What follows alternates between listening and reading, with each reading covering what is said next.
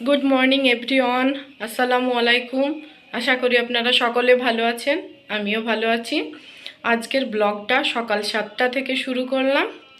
এই মেয়ে আর বরমশাই দুজনেই ঘুমিয়ে রয়েছে। আসুন ওদের ডাকি। শীতের সকাল বুঝতেই পারছেন, ঘুম থেকে ওঠার কোনো তো ইচ্ছে করে না, কিন্তু কিছু করার নেই, স্কুল যেতে হবে, বরকে তো ডিউটি যেতে হবে, ঘুম থেকে তো উঠতেই হবে। বানাতে শুরু করেছি মেয়ের তৈরি ফেভারিট পাস্তা। এদিকে বরের চা, দুটো একসঙ্গে হয়ে যাবে। মেয়েকে টিফিন প্যাক করে দেব।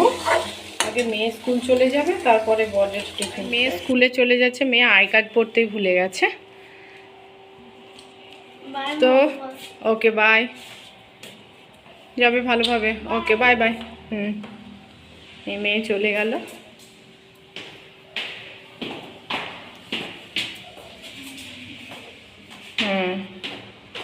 এবার আমি ছাদের দিকে যাচ্ছি, ওখানে গিয়ে কিছু কাপড় জামা ধুয়ে নেব।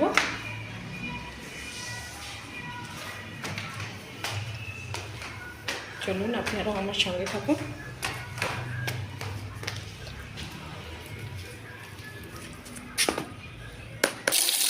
শীতের দিনে জামা কাপড়গুলো বাথরুমের চাইতে ছাদে দিলে বেশি ভালো লাগে, তো ওদের মধ্যে এখানেই ধুয়ে এখানেই মেলে দেওয়া হয়। এই জামা কাপড়গুলো ধুয়ে মেলে দিলাম, কাঁচা কমপ্লিট। আপনাদের চারপাশটা দেখাই ছাদের। আজকের ওয়েদারটা খুব একটা ভালো নেই, কুয়াশা কুয়াশা ভাব, খুব একটা পরিষ্কার দেখা যাচ্ছে না। এই হলো এর চারপাশটা, সামনে দিয়ে রাস্তা চলে যাচ্ছে।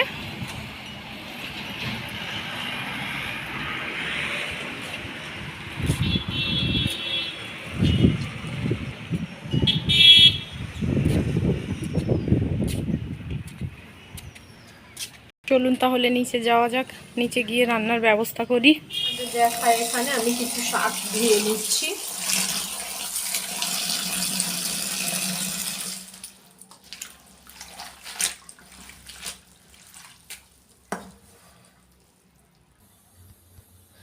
এখানে আমি শাকটা ধুয়ে তুলে নিলাম।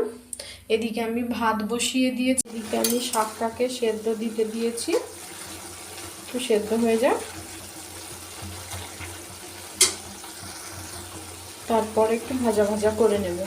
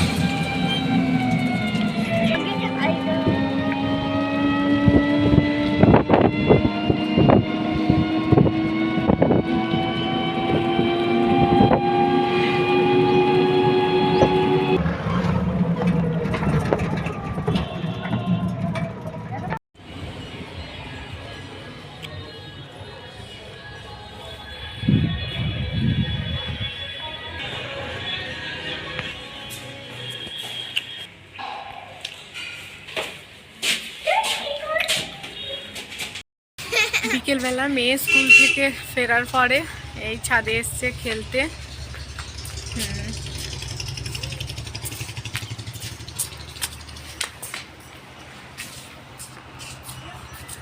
সন্ধ্যায় সূর্যটা অস্ত যায় যখন, কত সুন্দর লাগছে দেখুন আকাশটা। এখানে আমার মেয়ে খেলছে। ওকে, খেলো, তুমি খেলো। Good evening. Good evening. আচ্ছা, গুড ইভিনিং।